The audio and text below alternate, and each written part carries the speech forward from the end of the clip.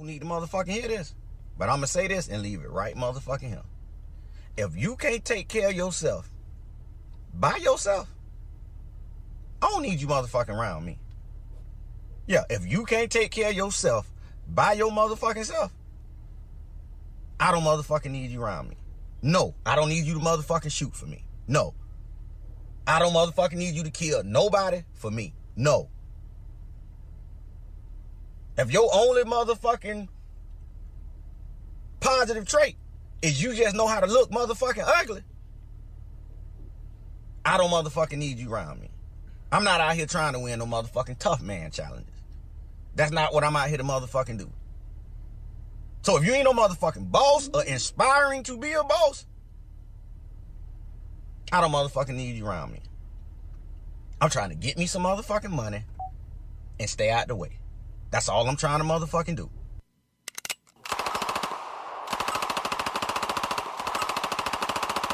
Fire in the hole! And what's wrong with that? Huh? What's wrong with it? Yeah, baby, we back. We back. Woo-hoo. This motherfucking fire trucks is out. It's your motherfucking captain, baby. Yeah, motherfuckers, it's your captain, Jimmy Marr in the building with your 10-star general motherfucking G Money. What up, homie? What's up, man? What's the good word, beloved? Nothing much. Fucking, we had a pretty crazy day. Pretty crazy weekend, too, actually. Talk about it, bro. The Art of Rap shows on Sunday were fucking awesome. We gonna get to that. Yeah. We gonna get to that. Yeah, what else?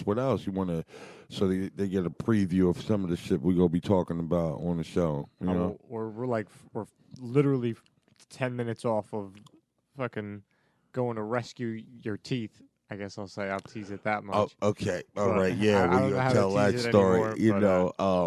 Yeah, we definitely going to have to tell that story. Yo. I know we like to double down on the intro. All right. It's been a minute since I replayed the intro. But and commentated with it. But I really want to double back on that, because this shit resonates so much in my soul.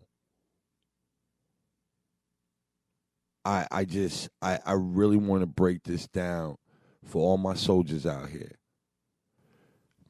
Play that shit again, G Money. I don't know who need to motherfucking hear this, but I'm going to say this and leave it right motherfucking here. If you can't take care of yourself by yourself, I don't need you motherfucking around me. Stop.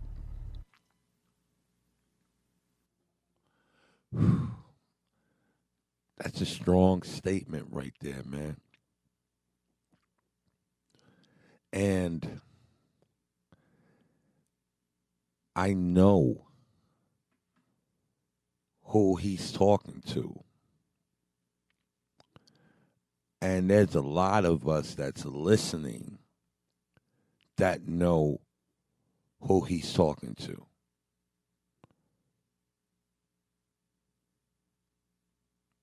From my perspective, he's speaking directly to me.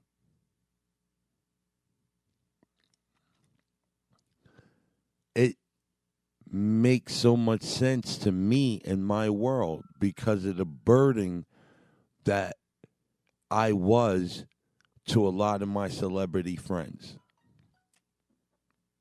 Okay? And there was a time, man, where I was just really fucked up, man. Just out here fucking up and fucked up. And my relationships with my celebrity friends, that, like what I know is that niggas really love me and niggas really fuck with me. We all got our shit with us. But, nobody wants to be taking care of a grown-ass man. And I'm just keeping it 100. You know what I mean? And but niggas know, like, I'm a good nigga to keep around, and niggas know, like, I'm a nigga that'll do it to a motherfucker, man. For niggas that I love, I'll do it, But it became to a point where,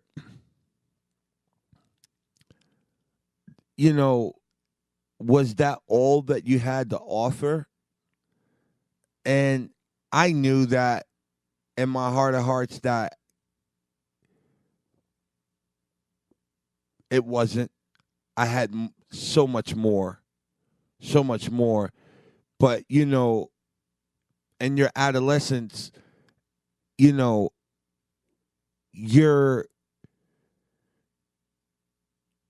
in the most selfish mode ever. And don't let the word adolescence go over your head, because a lot of people think because I'm saying adolescent that you have to be a child. There's a lot of grown-ass motherfuckers that's childish. And I was a part of that. So, for me, when I hear those words, it just resonates to me, because I know this is how a lot of my friends started to feel about me and their presence, and in me, and interacting within their world. Go ahead, finish playing it, G Money.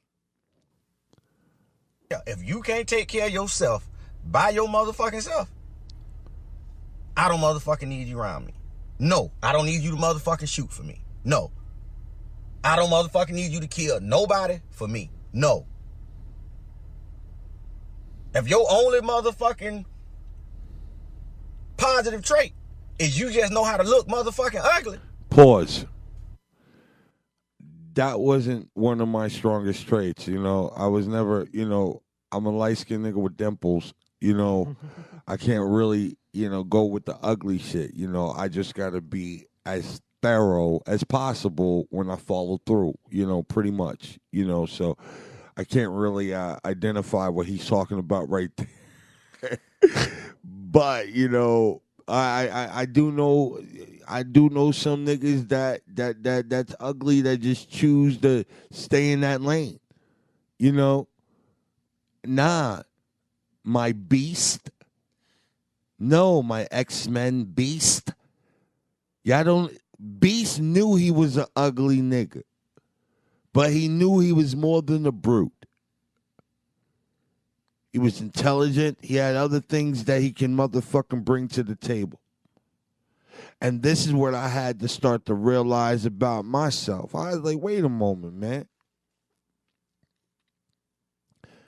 I mean, any real motherfucker that values his relationships with anyone that's constantly in interaction with the person, you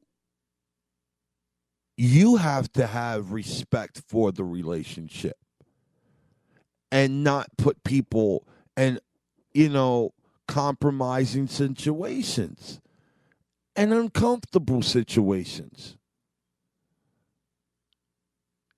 So I had to start to realize about myself, wait a moment, man, I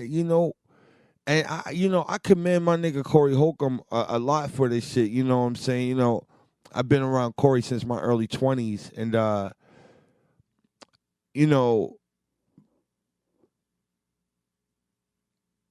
tough love, man. It's how you give tough love. Sometimes people be like, fuck that nigga, tough love. That's not tough love, my nigga. Like, it's a certain way you deal with certain people.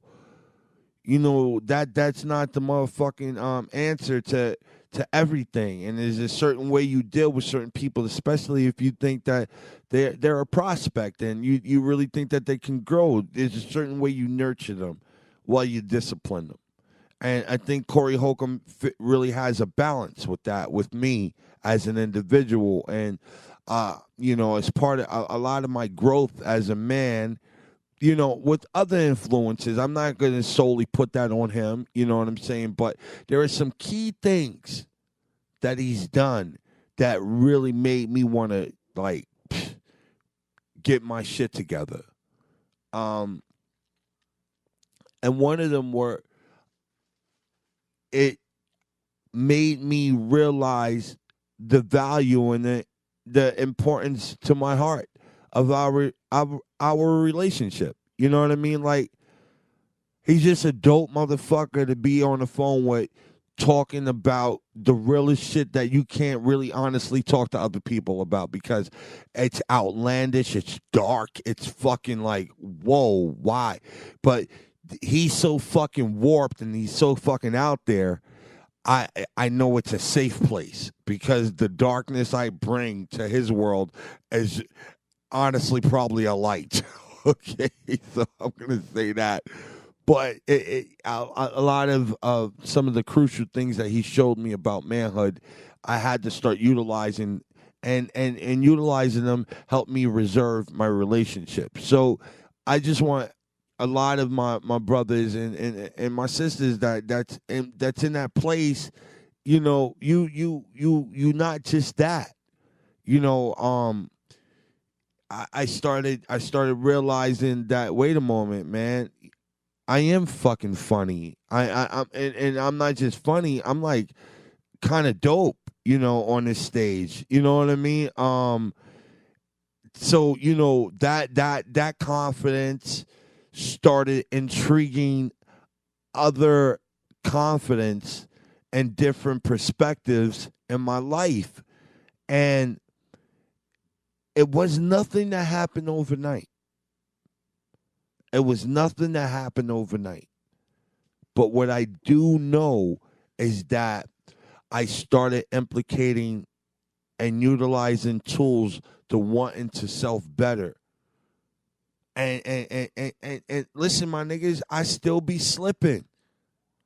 I'm not perfect. I'm not perfect. Yo, my nigga, I got into a fight in Times Square the other fucking day because a nigga, I didn't want to buy his fucking CD. Got into a fucking street fight in Times fucking Square. And I'm going to tell y'all motherfucking sucker, yeah, it sounds like the show coming back on or some R2-D2 being chased by somebody. But I'm going to tell you something. My nigga Mark DeMayo, he's got a podcast, you know, shout out to the his podcast over there called Off the Cuff. Him and his partner retired the officers of the law, and they just got these great fucking detective stories, arresting Busta Rhymes and Old Dirty Bastard, all kind of wild shit. But yeah, dude, if I didn't mention Mark and knew how to kind of like, yeah, it would be a weird situation right now. But those nigga attacked me for that shit, and I had to fuck him up in a construction site area in Times Square, and motherfucking, and that kind of like twist my ankle. So you know, I'm not saying that I'm perfect, you know, but I had to start utilizing certain tools, man, to start seeing a difference in my life. I guess what I'm really saying is, because we don't need to finish this motherfucking video. You get the gist of where I'm headed. I guess what I'm really saying is, people, if you value the motherfuckers around you, you'll do better for yourself because it takes the burden off of them. And it allows them to put some of their burden on you. You know, I guess that's why, you know, I'm eager to always please my friends because I know the burden that I am to my friends. And I know that they're like, wow, this nigga didn't want nothing to do what he just did for me. Absolutely not. Because I'm still amazed by my true friends that are still here by my side, that they're still here by my side. I'm humbled. I'm fucking honored. I'm like in disbelief, to be truly honest about it. You know, like, wow, like I'm a fucking sicko and you guys are here. Still believing. Still riding out. still knowing. I'm telling you guys, man, you're better and you're bigger than what you're thinking the position you have to play to just get by. I've been that nigga, the big nigga that, I'm feeling like that's all I really got to offer to niggas, just to be and amongst the ambiance. You know what I mean? Like my nigga Mike Epps when he was in New York before, shit got kind of weird with me and a homie. That nigga used to love that. He knew I was there. He used to love that shit, nigga, and he knew I was ready. But I used to feel like that's all that I really had to offer, believing that, he was a bigger star, or I didn't even think I was a star, it's an ill dynamic when you view yourself in a way where you don't really have any value, and in some odd, dark, fucking twisted way you're believing that. And it just takes a subtle adjustment for the light to hit you in a different way, where shit starts to click to you. Wait a moment, I am worth more than that. So I just want you, all my niggas that's in middle of no motherfucking where, or if you in a big city, wherever the fuck you at, and motherfuckers is trying to downplay you because you're a big nigga or you a big chick or you just a weird, you got an awkward shape or whatever, but niggas know you about that mess. Don't let them just play you to be on some big man or some big chick or some rowdy, motherfucker type. Nah, you're dope. You're the shit. And you got to own that. And once you start to own that, listen to me. Everything starts to break down. All of those barriers that were in your way are now you have access. Because this is about to be the illest shit I'm about to tell you, man. And I said this on the podcast before. When people see you helping yourself, they want to help you. And 8 times out of 10, you ain't even got to ask. And that's only if you got real motherfuckers around you. That 8 times out of 10. Because they see what you doing. You got to also remember they're doing what they're doing. Not everybody got it when you ask. So when you get it, you got to really value of what it took for you to get that, for that next person that gave that. You think just because they gave it to you that they had it? Yo, y'all, look around in the world, man. Look around where we at, dog. It ain't like it used to be, man. Money ain't flowing like that. Nigga get a lick, nigga get a bag, but motherfuckers is being delicate with it. I ain't out here getting the motherfucking $100,000 just to show up at a club every weekend. There's no wild shit like that. And if I was, I'm telling you, with the information and the knowledge that I have now about life, it would be the government will get rid of me. The government will get rid of me, man. I'm just keeping it 100. Motherfucking do dope shit. Believe in your dopeness. And I promise you, everything else will fall into its propers. Don't limit yourself. I'm talking to you, you, the listener, the family member, in the small town. fucking down at some bar, you know, where you and your people frequent. I'm talking about, yeah, you the odd kid in high school where that niggas really don't understand, or really that don't get in that small town. But they know you not the one to fuck with. Yeah, you on the motherfucking mill that kind of keeps to himself, but fuck with a couple of people, but that, you know, they know not to fuck with you either though. On no sideways shit, so they keep you close. And they know that you got a good heart, so you step out there. Yeah, you too, man. To all my niggas that's out here that's just trying to get in the mix, man, that don't mean no harm, but knowing that this is the only way. I just want y'all to know, man, there's another way. And I'm just keeping it 100. So that intro, it really resonated with me, and it made me want to keep it more 100 with y'all niggas and really tell you what the fuck it is and what it's hitting for. So, you know, shout out to all y'all motherfuckers out there that may have been feeling that way or questioning yourself in that aspect. Nah, you good.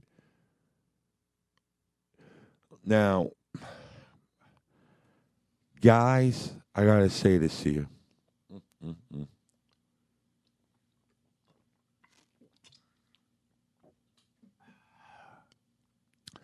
Guys, I almost went back to permanent fruit bat mouth life until I could afford to get a new motherfucking fit. Okay. I'm going to let G Money tell y'all the first part of the story. Okay? And then if I gotta add to his story, you know G Money be trying to be real short, you know, if I gotta, you know, fill in some fillers for you guys, I'll do that. But I'll take the second part of the motherfucking story, which is today. The first part is yesterday. Okay. Hold on. Let's Quentin Tarantino this. Okay? Let's talk about yesterday, nigga. All right, guys, because we're recording this right now on a motherfucking Tuesday. All right? On Monday. I'm sorry. Almost Tuesday. Almost Tuesday. All right. But we had that crazy fire-ass motherfucking Labor Day weekend comedy show at West Side Comedy Club. G Money. Yo, you get any pictures of Ice-T while he was up in that bitch and all that? I got a couple, yeah. You got a couple and all? Yeah. Yo, bro. He was staying hidden, though. He stayed in the corner. He stayed, you know, back against the wall. Yep. He was like, Quiet Storm. Yep, Quiet Storm. Incognito. Listen, man. We got to put some of that footage up on the Patreon. Yeah, those shows were fucking awesome, man. I didn't know Aaron Berg was coming. I didn't know who else. Drew Frazier. I didn't know Drew Frazier was coming. But fucking nigga, nobody knew Aaron Berg was coming. I kept that quiet. Aaron Berg stole the show. Yeah, he did. Aaron Berg stole the fucking show. Oh, my God. Yo, dude, when Ice-T came out at the end of the night, the first thing he asked me, like, yo, who is the white boy? Yo, who is the white boy? Yeah. And what was crazy is Aaron Berg wanted to motherfucking meet Ice-T and tell him a story. And I ended up telling the story for Aaron to Ice. Like, yo, dude, you're the reason why he's even in this business. The first time he ever got on stage was in fucking school. They did a play to the song Colors. I swear to God, that's Aaron Berg's story to that he wanted to tell Ice. So I told him that Ice-T loved him. So, you know, we're gonna figure out what you know, as shit starts filtering now that he knows He didn't invest into no bullshit. We're gonna fucking go. We're gonna fucking move on. We're gonna move ahead, and get some dope shit. But every fucking comic knocked it out the fucking park yesterday, dog. Miss Aja Bennett, homie from the Pop, that lady from the Pop, funny as fuck, dude. She was a great opener. Fucking Aaron Berg, fucking Walt Miller from Black Ink. Oh my God, you can tell he's still young. And he's vibrant though, and ready for the game, man. I'm so excited to see where his career is gonna go if he sticks with it. Fucking Brooklyn Mike. Brooklyn Mike is just a fucking class act. Yeah. I don't think what people realize is that Brooklyn Mike did 2 different sets last night. Yeah, no, he did. 2 totally different sets. Okay, fucking Smokey Suarez. I finally got to see him. I've been hearing he's like been an urban legend, because like I haven't. He says, "Oh, I'm going to see Smokey. I'm going." You know what I mean? Like, oh, he's coming. He might come. Finally got to see him. Hey yo, here nigga is a monster, dog. A monster. And then Rip fucking Michaels. Rip Michaels, man, he's just relentless. But that's what that wilding out thing does. It constantly keeps them in the gym, and he's a great off the cuff guy, and the energy is always high level. I just like how he hit them. He got them. All right, guys, good night. I'm Rebecca, and got the fuck out of there. I said, this nigga crazy right here. Oh, that motherfucker, Rip Michaels, man. Who else was on this shit, man? We had Drew Frazier was just so funny. He's just Face Man. Def Comedy Jam alum. Oh my God. That guy, eccentric, like just out of this world. Yeah. So dope to watch, man. And his creative perspective is so warped. It's like he's almost still ahead of his time. Mm-hmm. That shit he was doing in the 90s, bro. I mean, that style of comedy, yeah, that like unorthodox, he was doing that shit in the 90s, man. So, wow, man. It was, the first thing Ice-T said when he came out, he was like, yo. Everybody did they dang. This show was on fire. You brought the levitation. I said, no doubt. Hey, yo, son. The levitation. My nigga, yo. That might be the name of the episode. Yo, hey, whatever it's got to be, baby. I just want to thank Ice-T, man. Motherfucking Mickey Benson, the art of motherfucking rap. John and his wife, Miss Coco, Ice-T's better half. Yeah, motherfuckers. It felt good to see all my motherfucking brothers and sisters in comedy shine last night. Homie, I was such a fan of comedy last night. I didn't even realize and understand that I was the host. I was just like I would have paid for that show. I was just so stoked to be watching these guys work their craft. I could tell, because especially in the second show, you were like just excited to bring the next person up, and you got right off stage. Usually you do like a little interlude in between and kind of tell a story about it, and you're like, this next comic, he's fucking awesome. And then you just like, you were getting them on stage as soon as you could, because I could tell, yeah. I just, because I wanted to watch a show. I wanted to, dude, man, I remember one night, I was, this is like when I first kind of like got out to LA. Maybe like 2000, 2001. Fucking Improv on Melrose. It's late. It's late night. Packed fucking crowd.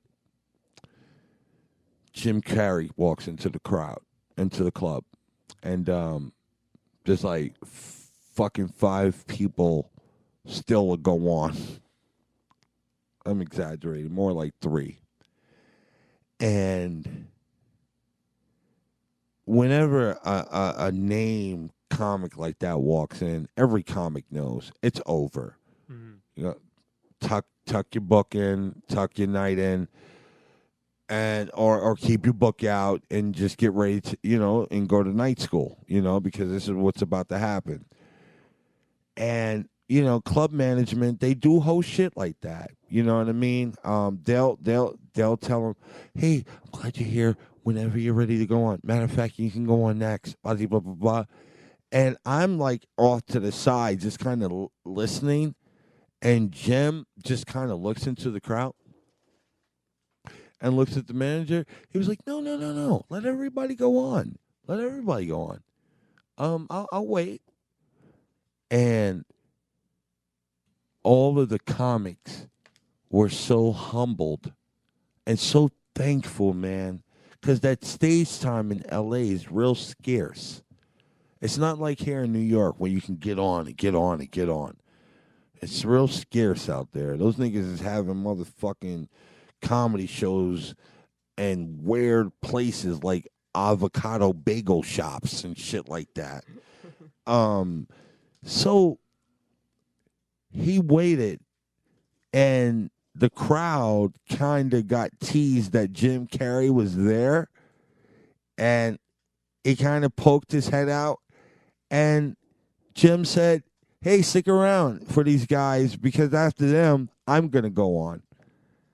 And the fucking crowd stood, and Jim went up, did like 40, 45 minutes. And that kind of shit right there, man, I think is the dope shit. Watching him laugh his ass off at other comics, or like this one lady, drool spit her water out of her mouth, and he kind of acknowledged that, and him and the fucking like one of the floor managers, they were laughing about it and stuff. He was just so personable and nice, and I just thought, like, wow, these are the dope ones. I just want to be in that class of that kind of dope shit. You niggas you can say whatever you want to say about Jim, but you know what? Always make sure that you end your sentence with, "But that nigga dope and he's doing his thing." Y'all can say whatever y'all want, but always end that shit with, "But that nigga's dope and he's doing his thing." That's how I felt about Jim Carrey that night, man.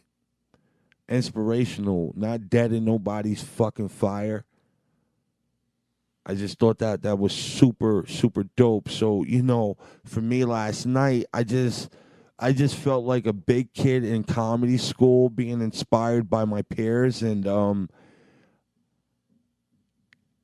the fucking audience, they were on fire, dog. I had to yell at them at sometimes because they get so rowdy and start chattering and getting all laughing and extra and keeping repeating other people's jokes that was on two comics ago. What about what he said? Shut the fuck up. And then we had crazy ass DJ Kevy Kev. Jay called him 2150. He acted like a 21, dressed like a 21-year-old, but the nigga over 50. DJ Kevy Kev was out of control, man. But, hey, man, he was fun. Real interactive and shit like that. Kevy Kev was too much, man. We had a dope show at Westside yesterday, y'all. A real dope-ass show. Now, check it out. After that, what's so crazy was, after that, got a little bit of ends. I ain't got no crazy money or nothing like that. I didn't even make no money that night. You know, that shit was all for everybody else. But afterwards, you know, I still felt good. G Money and I, this is where we're about to get to the first part of the story I was about to tell. But it was like, why tell that story when I could start off with the whole Ice-T and the art of rap, art of comedy in association with Fire and the whole comedy show. You know what I mean? We could have did that and then segue to the second part of me almost being fruit batted again because I lost my fucking teeth. Okay? So after the show, we need to go get some smoke. You know what? Let G Money tell the story from there, and then I'm gonna take day 2. All right, yo, G Money, you're in. Okay. Yeah, when we left the show, we were coming in. What's so funny? Why are you laughing? Yeah. I don't know. You're in. What do you want me to... Okay, all right. Well, guys. Your segue's awesome. Good. So we were leaving the show. We were fucking stoked about the show. It went so well. Yes, we were. Stop laughing at me. Okay. And then we were going to pick up some bud. We were going to pick up some what? I don't know what you're talking about. We're going to get some oxygen. Yeah, you said smoke. I don't know. Yeah, because it's smoky up there. Oh yeah. Smokey was on the show. Yeah. If Joe the cadet was here right now, he would be looking at you like crazy. Dude, you're giving them probable cause. Smoke a blunt on the show. That's not weed that I smoke. You see? Everything nigga. The fuck are you trying to do? Hey, yo, anyway, tell your story, man. Yeah, all right. And then we made a stop, and then on our way out, we went and got fucking just something to drink from a store. Left, went towards the crib, stopped at the chicken place before we went to the crib, and then you're coming out with your chicken, and you realize that you don't have your teeth. And we're fucking looking through the car, and you're like, bro, you said you had them in between your legs in the car, which now we know probably was an illusion. All right. Well, that was a good take. That was definitely a witness perspective. If you were telling the police of what happened, that's a good witness state. But you see, I just want to let y'all know, it's the difference between the way white people tell a story and the way black people tell a story. Now, I'm about to tell that same story, y'all. And watch how more flavorful this shit tastes. Watch this. All right, y'all. So check it out. Yeah. We out of control about the show. G Money looking at me with that look like, yo, we made that show our bitch. And I'm like, yo, my nigga, no motherfucking doubt. So, you know, we ecstatic driving up, you know, going to get some broccoli, some vegetables and shit like that. And now all I want to do is get the broccoli and go and for us to start heading back to the motherfucking to the honeycomb hideout. All right? We get the motherfucking the broccoli. All right? After we get the motherfucking broccoli, we stop to get backwards. Yes. We go and get the motherfucking backwards. And let me tell you something, y'all. Never trust a big butt and a smile. That girl is poison. A bitch with a fat ass is the reason why my teeth got lost, y'all. I took my teeth out, put those shits in the middle of my motherfucking lap. All right. And when I went to get out the car to get a closer look on of this fat ass and what Shorty's face looked like, not that it matters, you know. Once you got a fat ass, nigga, everything else game. Yeah. You could have a fat ass and a nub. You could just have this, nigga. Nigga go fuck with you. You could be rubbing on niggas like this. Niggas go still fuck with you as long as you got a fat ass. So I get out, I get the look, I'll get something to drink, get the look, but then I was just like, you know what? It was just a nice look. I'm keeping it pushing. There ain't nothing more, ain't nothing less. Nigga, I get in the motherfucking car, we drive off, I'm rolling. You know, we blowing, we get to the motherfucking chicken shack, and I'm starting to get my shit together like, this is gonna be this is gonna be that. And I'm like, yo, where the fuck are my teeth at? Yo, y'all. I fucking knew I dropped my fucking teeth back there, dog. Because I'm doing the math in my head. I didn't get out the car since I left the motherfucking comedy spot. So, and I remember how I got out the car because I got a swollen, puffy foot. And G Money got a puffy arm that we're about to bust open after the show. So I don't know. We'll probably get some footage of that for you guys to put on the Patreon. I got some needles. We got some gauze, some peroxide, some purple alcohol. We got antibiotics. We got some perks. What else you need?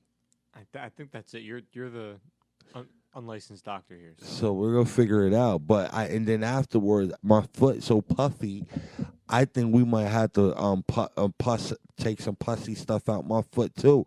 From I don't know what's going on, but we injured over here. Donate, y'all. Send us some money. So listen, motherfucking So I'm in my head like, yo, damn, son, and I lost this shit up in Harlem somewhere. So I'm like, damn, man, what the fuck is going on, yo? I thought I had these shits. I could have sworn it was like, and the reason why I knew how I motherfucking dropped them there, I remember how I got out the car. I slid out. I didn't get out the motherfucking seat on some regular shit. I had to slide out because my foot was hurt. So if I'm sliding out, that means that my nuts is dragging my teeth out the motherfucking door, and my teeth fucking went out onto the fucking street. When I went out, my nuts kicked them out. That's what happened. And my nosy ass, because of a fat butt, proceeded, didn't even hear no sound or nothing because I was so focused on her butt.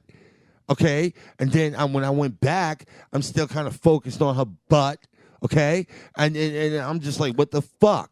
And then I get in the motherfucking the car, and I'm just like, yo, let's just leave. I don't want to get this bitch too much, but it was just a nice butt. I'm moving on. I'm not hollering. I ain't doing nothing extra. I ain't giving you that gratification, ma. So so we push out.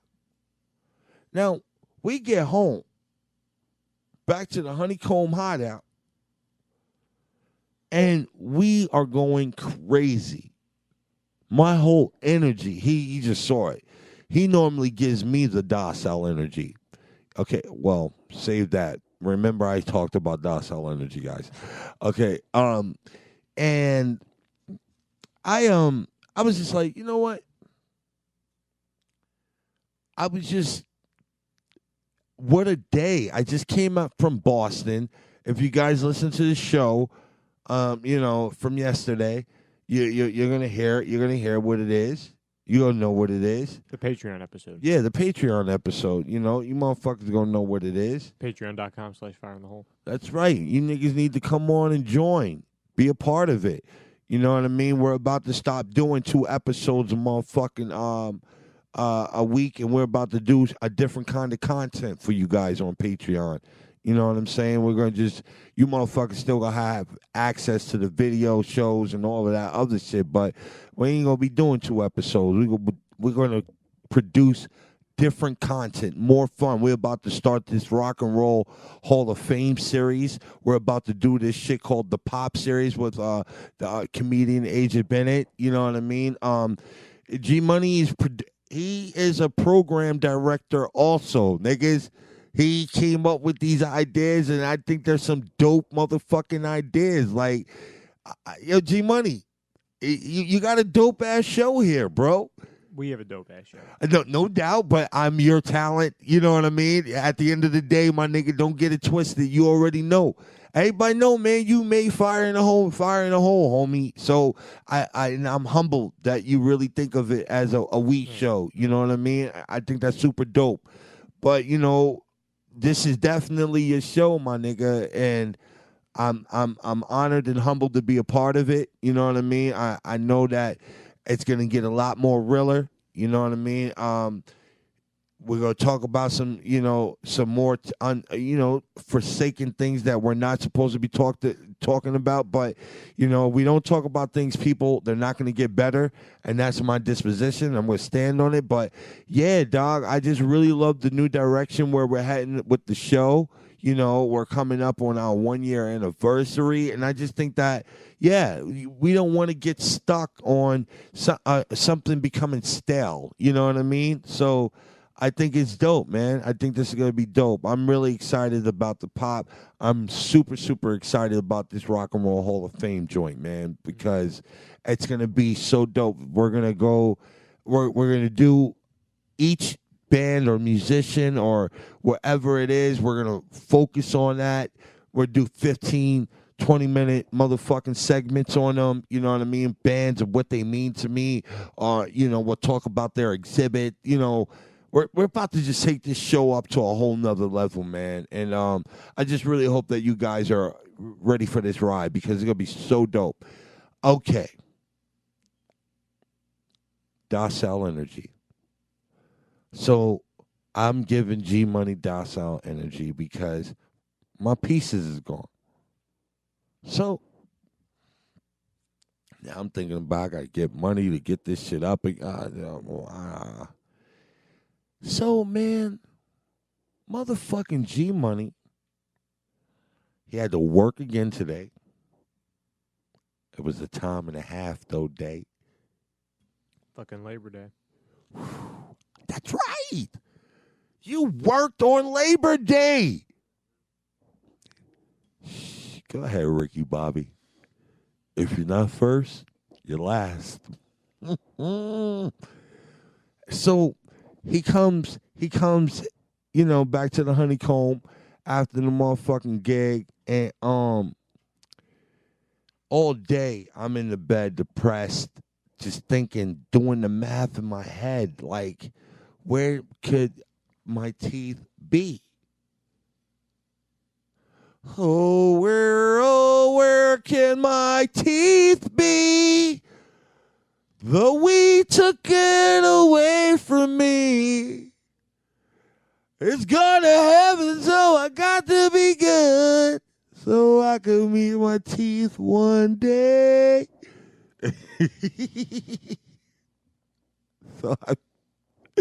So I'm doing the math in my head of where my teeth can be, but every way I did the equation, it came out to the same fucking solution at that area where the fat butt bitch was. So G Money and I, we get ready to record this episode, and I go, yo, bro, we got to go back to this spot, and we got to go and see if my shit's still there. They there, bro. This nigga started hitting me with he got two modes. Straight docile energy. No. All right, man. Let's do what we got to do, man. Let's just figure. And then he got the short, quick fast energy.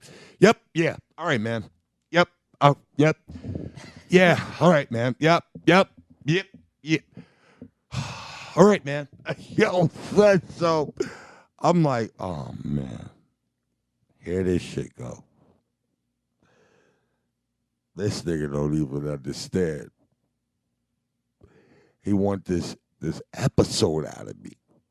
And I'm feeling some kind of way with the whole speculation of my teeth is still out there and I think I can find them. So, let's see. We get the going. He's quick driving, pulling out. This nigga, I have never seen him drive so fast to get to Harlem in our duration of knowing each other. The aggression that he was driving with was the aggression that I look for every time that we're in a car. None of that whatsoever. So, I just want to take a pause here, guys, and I want to ask G Money. At this point, G Money, in the story, what's going through your head? Well, like, I thought that your teeth might. I didn't think they'd be there today. I thought like someone was like, you know what? They probably at that fucking store. That's the only place he got out of the car. But when you told me you wanted to go get them, I have fucking a shit ton of work to do still. I have a couple episodes to get out, and it's like I'm like, fuck, man. But I know it's in your head, and I know that I'm like, if we try to tough this episode out, he's gonna be thinking about that the whole time. So I'm like, all right, I'll take him to Harlem, take him there, just to appease him. Like, it fucking sucks, but like, he just has to see that they're not. All right, let's go. Go ahead, say the words that they're not there. They're say not it. There. They weren't there. I didn't. No faith, no belief, no nothing, y'all. Not an ounce of it. And I've constantly shown this motherfucker the John Elway theory of my life. Go ahead. On the way down the stairs, you were just like, this would be a total John Elway moment. And I'm like a flight ahead of you still, like trying not to crack up. Like, fuck you, bro. Fuck you.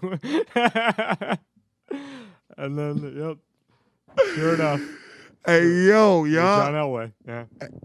Talk about it, nigga. Yeah. Okay? So we pull up. We get to the location in Harlem. Yo, my people, family, listen to me, y'all. I'm looking in the area where we were and where we were parked at. There's no signs of it. I'm disheartened. I'm broke. I'm just like, fuck it. Suck it up, Jim. This boy, he drove you out here. You got your confirmation. Just get your head right. Get ready to do this episode. I'm like, all right, man. I looked all around in areas that I didn't even think. And as I'm walking off, something told me to just look to the left on top of the motherfucking icebox. There was some weird fixture and figure there. And I got closer. G Money is hopping out the car as he's walking. I didn't even touch them yet. I got my fucking phone with my light on, pointing on it like, yo, G Money. Yo, come here, yo. The look in his eyes was like, unfucking real. Are you serious, bro? I wanted to cry so bad that I found them. And what was so crazy was G Money was holding me and consoling me on the corner of 131st and 5th. And Harlem is gentrified now. And let me tell you something, man. Muffins are out there. So niggas probably thinking G Money and I are in love on the corner expressing ourselves. Nah, niggas. I found my teeth. You thought I was going to be out here fruit batting it? Fuck out of here, man. I ain't gonna lie, but that was a warm moment for me, man. Thank you for consoling me, dog. You did that. You're welcome. I wasn't even gonna get out of the car. I was waiting in there the whole time. I saw you looking around, and I'm like, all right, it's time to go, man. They're not there. And then literally, like as I'm walking up, you're like looking at the icebox, like, yo, look. I'm like, what? Like, no fucking way. Fucking unbelievable. And that means they were on the ground too. So that means shout out to the guy who picked them up, Or the woman. or shout out to the Because individual. you know what? It probably was. It probably was a woman. That was a hierarchy of thinking. All right? Am I saying that word right? I think so. Hierarchy? Yeah. Of thinking. For her to place them right there, I'm going to go with the woman. Mm-hmm. A nigga probably just put those shits in his pocket just because. What are you walking around with teeth for? You know? Never know. I know. Especially in Harlem. I found my fucking teeth, yo.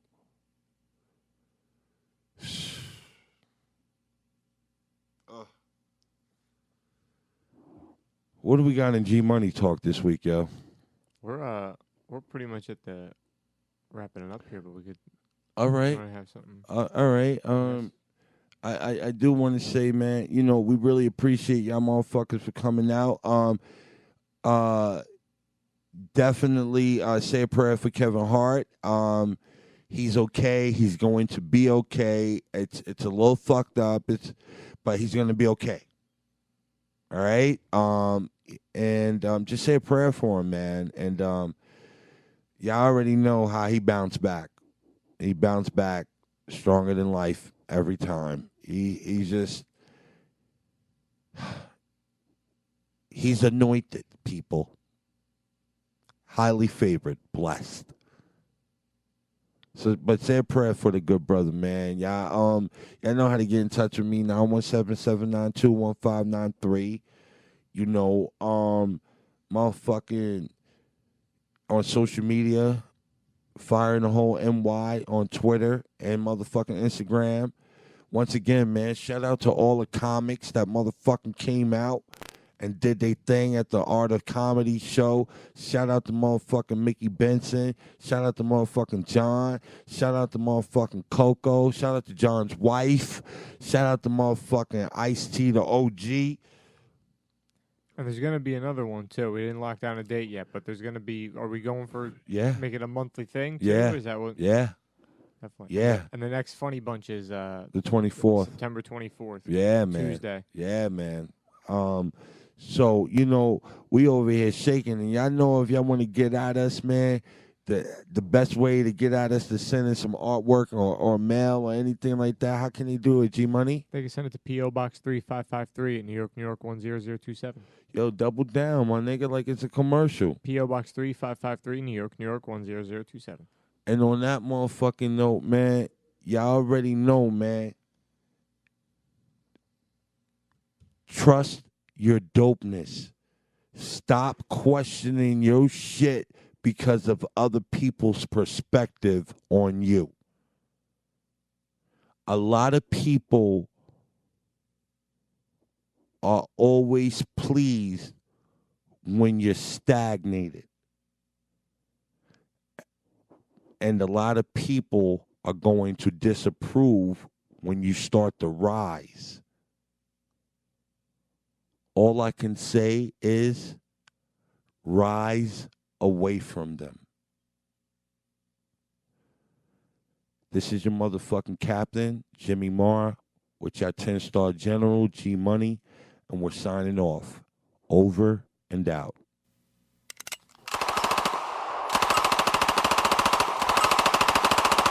Fire in the hole!